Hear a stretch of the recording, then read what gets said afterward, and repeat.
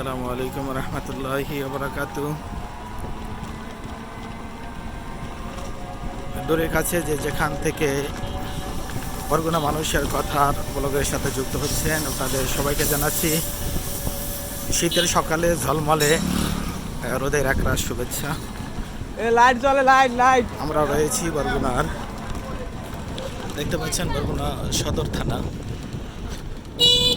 আমরা রয়েছি এখন আদালত পাড়ায়। এটা হচ্ছে Barguna reserve police force rest house. পাশেই রয়েছে বরগুনা ডিসি কোর্ট এবং বরগুনা শিল্পকলা একাডেমি।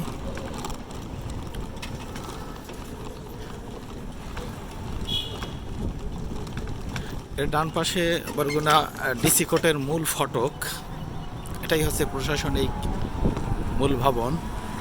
আর এর বাম পাশে রয়েছে বরগুনা জেলা আইনজীবী সমিতি।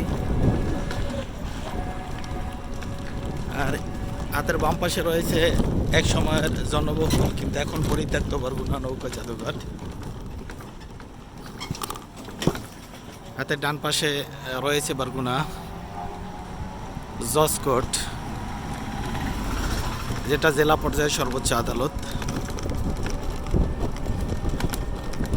এটা পিছন সাইড হচ্ছে এটি। এই জজ কোর্টের বাম পাশেই রয়েছে বরগুনা সরকারি মহিলা কলেজ। এটা হচ্ছে মূল ফটক। আমরা এই আদালত পাড়া দিয়ে সামনে অগ্রসর হচ্ছি। শীতের সময়ে যেহেতু শুক্রবার গাড়ির তেমন জটলা নেই। আর এটি হচ্ছে বরগুনার মানুষের নগর জীবনের একটু বিনোদনের জায়গা, বরগুনা সার্কিট হাউস। এই সার্কিট হাউসের মূল ফটক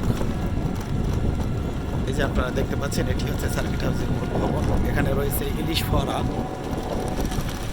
যেহেতু বরগুনা একটি মৎস্য অবতরণ কেন্দ্র রয়েছে, অতএব বরগুনা হচ্ছে ইলিশের অভয়ারণ্য এবং ইলিশের বাড়ি বলা হয় বরগুনাকে আমাদের।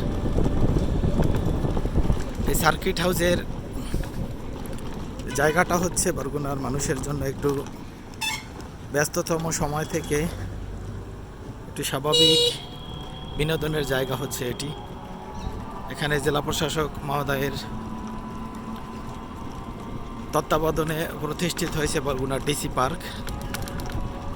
আপনারা দূর থেকে দেখতে পাচ্ছেন সেই ডিসি পার্কের চিত্র। এখানে মানুষ বিকেলে তাদের ক্লান্তি দূর করার জন্য, একটু আলো বাতাসের জন্য মানুষ এখানে চলে আসে। আমরা আপনাদেরকে বরগুনার এ পূর্ব প্রান্তের কিছু চিত্র আপনাদেরকে দেখানোর চেষ্টা করেছি।